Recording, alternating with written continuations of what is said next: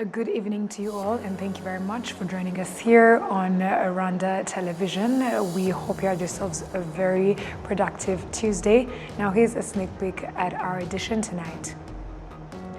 Jordanian senators are currently on an official visit to Rwanda to strengthen bilateral relations, particularly in tourism, trade, and investment. Investors in tower projects, including residential in Kigali city, affirm that the trust given by the government of Rwanda prompts them to invest in such bigger and developmental projects.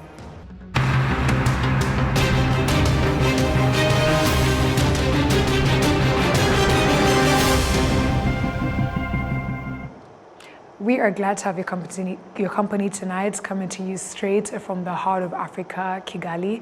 My name is Martina Avera. Kicking things off, Jordanian senators are currently on an official visit to Rwanda to strengthen bilateral relations, particularly in tourism, trade, and investment. On Tuesday, they met with the Minister of Foreign Affairs and International Cooperation, Ambassador Olivier Nduhungirehe, following a visit to the Rwandan Senate. Olive Nete has the report. Jordan's Senate stated that their visit aims to implement the recently signed agreement between the two countries. This is our first visit to Rwanda. We are the Committee of the Tourism and Heritage in Jordan. The President of the Senate in Rwanda, he sent an invitation to us so we can meet him, of course, and meet his colleagues and meet all the private sectors in Rwanda, so we can fasten all the contracts or the MOUs that has been done by the two countries, and this is our duty here to fasten these MOUs has been done before, and a key definitely as well. We are coming to meet the private sectors to see what next we are going to do with all cooperation with Rwandan. As you know, King Abdullah II, Rwanda, it means to him a lot, and he has been appointed to everybody in Jordan to assist as much as we can for the Rwandan government and the Rwandan people. Honorable Kalinda Francois-Xavier, President of the Rwandan Senate, noted that the discussions with the Jordanian senators were productive and promising, paving the way for mutually beneficial cooperation. Twanaganiriye ku bigendanye n'uburyo Sena y'u Rwanda. We also discussed how the Senates of both Rwanda and Jordan can build relations and cooperate. It is important that the Senate supports all discussions carried out by the Parliament and ensures that they are implemented as planned.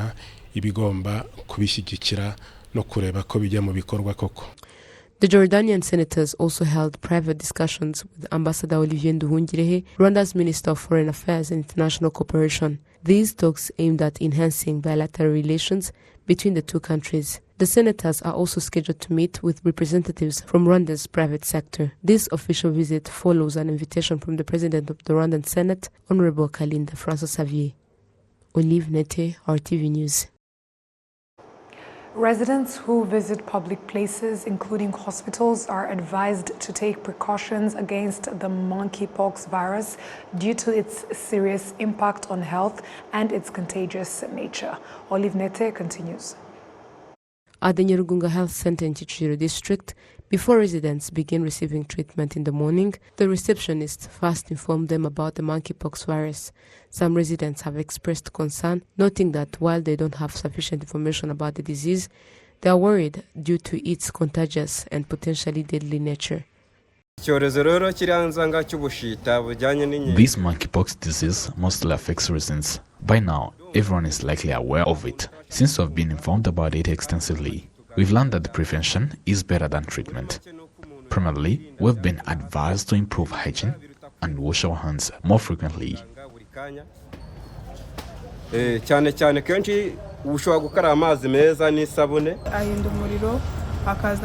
told us about some of the symptoms, such as fever and an abnormal skin rash, which is really scary. We have been working towards returning to normal life after the previous pandemic, and if we are put in lockdown again, it will be really bad.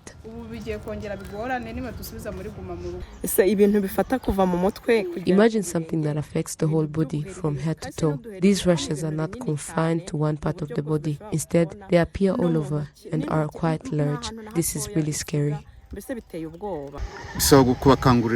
This requires urging people to maintain all sorts of hygiene and keep their hands clean. A nurse in charge of infectious disease at Nyarugunga Health Center, Aman Mundanikure, says they have made significant efforts to educate the public and identify those with symptoms of monkeypox to ensure they receive appropriate treatment. Every morning, we engage in discussion with patients who visit the health center. We also perform checkups to identify those showing symptoms so that they can be placed in appropriate rooms designated for their care. If we find any patient with symptoms, we isolate them in those rooms, conduct exams, and send it to the hospital. We then wait for the results.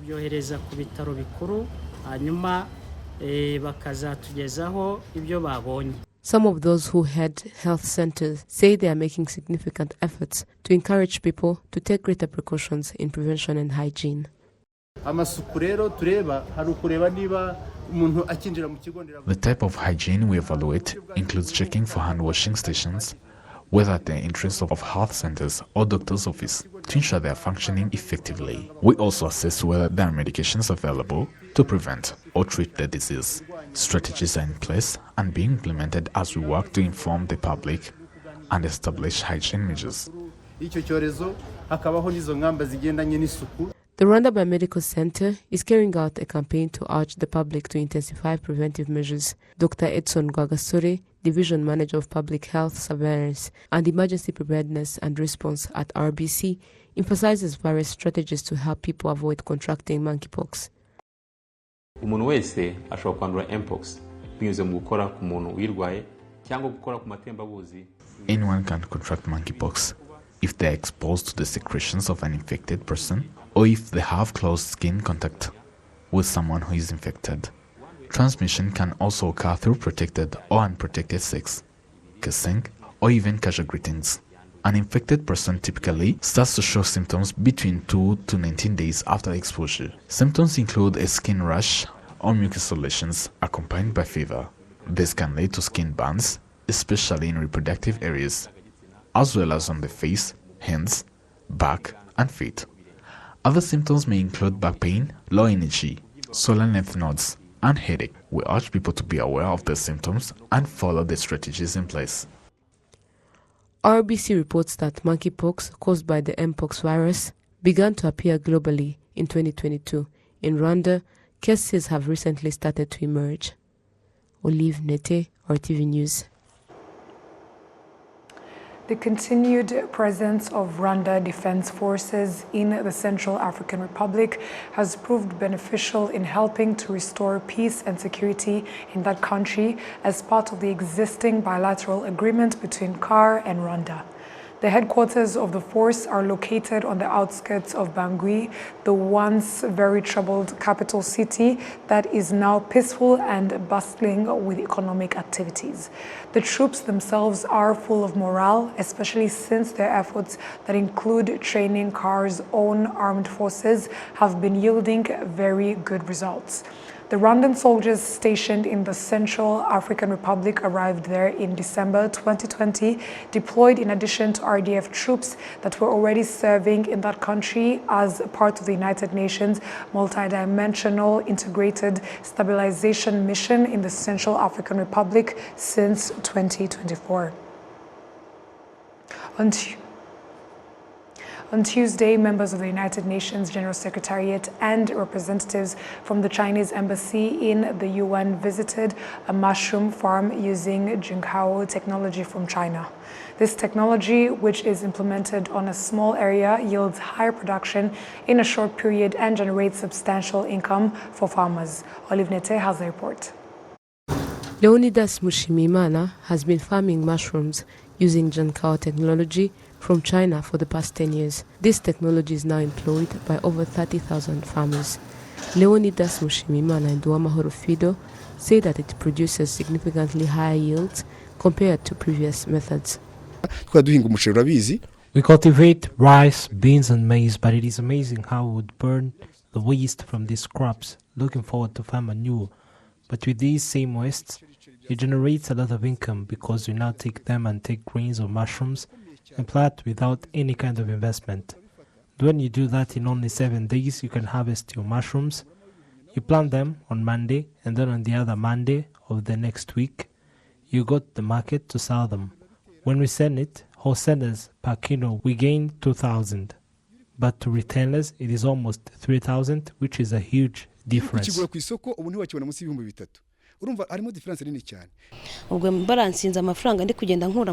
money that I get in the productivity of mushrooms, if I were to compare it with my previous salary, it is far different. I chose to resign from my previous work and I established my company. I would say that if I compare all of that money I'm gaining plus what I pay my employees, it is far greater with what I received as a salary before. That is why I say that growing mushrooms can provide employment and generate income in a short period of time. Chef de cabinet to the United Nations Secretary General, Captain Eritrea, visited the mushroom farm to support the Sustainable Agriculture Program in developing countries. He also toured a school built by one of the mushroom growers, which includes a kindergarten and primary school with over 400 students. Additionally, a training session on the Jankao method for mushroom farming, attended by participants from Tanzania, Nigeria, Zimbabwe and Rwanda, was concluded. Eritrea praised the productivity of Jankao technology. When I go back to New York and I am at my desk and my colleagues say to me, we have a new round of proposals that are being recommended for funding under the development arm of the Peace and Development Trust Fund. And we look to see, well, quite a number of these are quite eligible. How do we make sure that we're choosing the right one? Well, one of the things that we have to look at is impact. And we have to find a way of measuring the true impact that goes beyond just the economic impact. And that's why I mentioned this story about the social impact in terms of this school. In April 2019, the United Nations approved Jankao technology as a transformative agriculture method capable of producing up to 120 pounds of mushrooms from just 10 square meters. This approach is expected to help combat hunger among over 700 million people globally, 60% of whom are in sub-Saharan Africa. The Minister of Trade and Industry, Dr. Jean Chrysostome Gabitsinze, highlighted that the mushroom farming could significantly contribute to achieving several sustainable development goals. To attain SDGs, we not count the GDP of countries. We see the number of people out of poverty.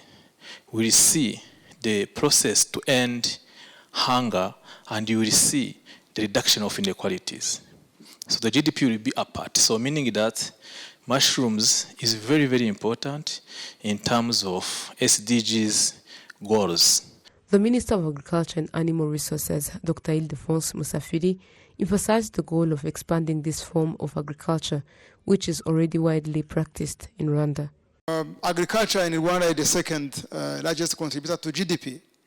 And we have partners who are coming to tap into this potential, bringing such technologies that are helping us to achieve our Vision 2050.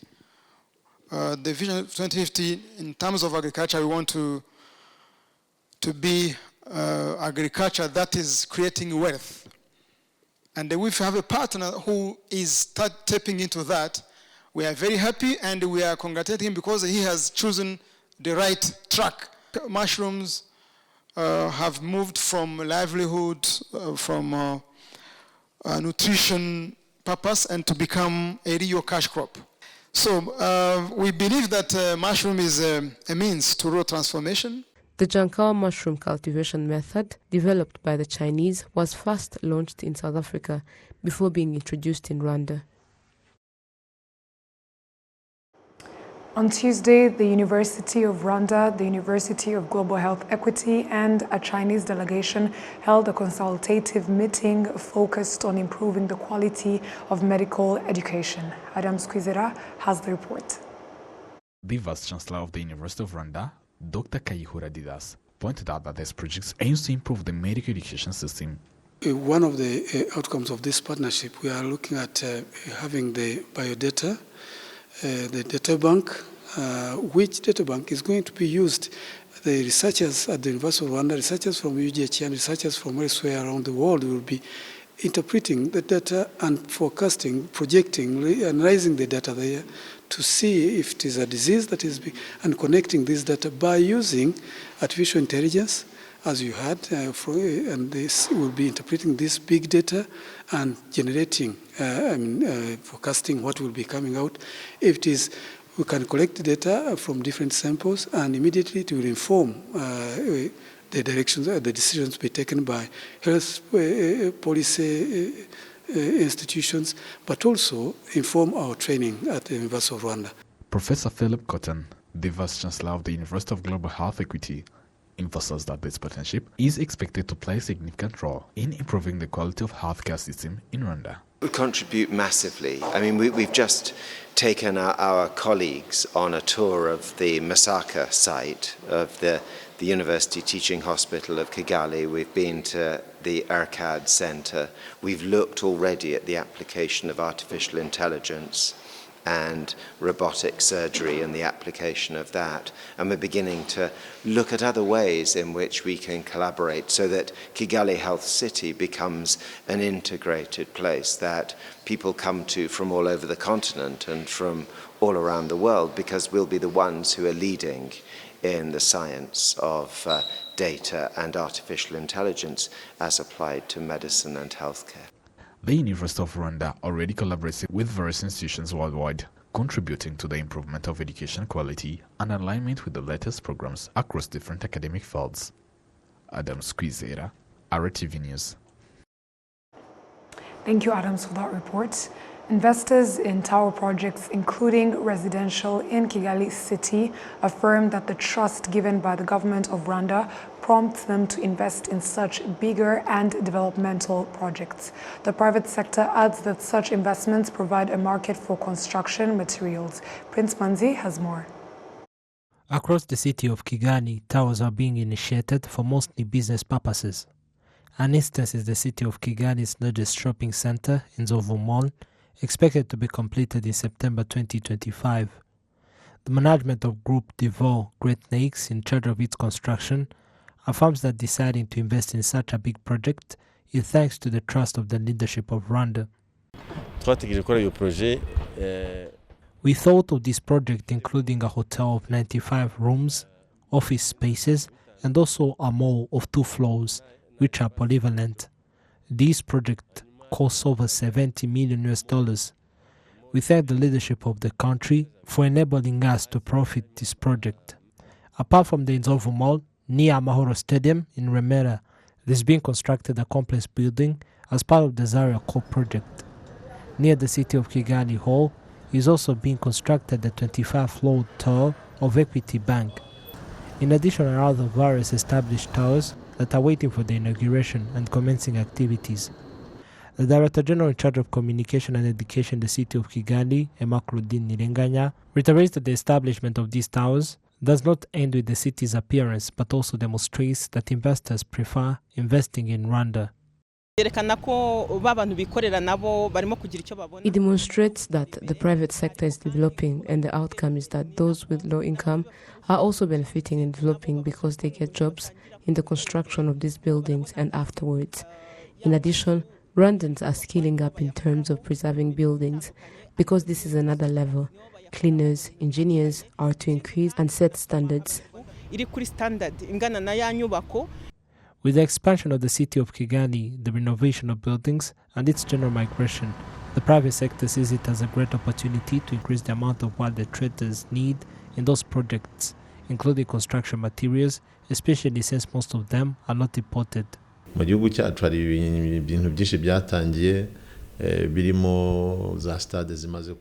our country, we have many big infrastructures in place, and all these are opportunities in terms of jobs and also market for our products. Rwanda is a big room for investment, The country is developing and habitant. It is an opportunity of citizens to invest in where these people are to shop, entertain. All these are opportunities for Rwandans. Rwanda often comes first in Africa in facilitating investors, as various reports demonstrate. The fact that it is safe is also another important factor that eases investment.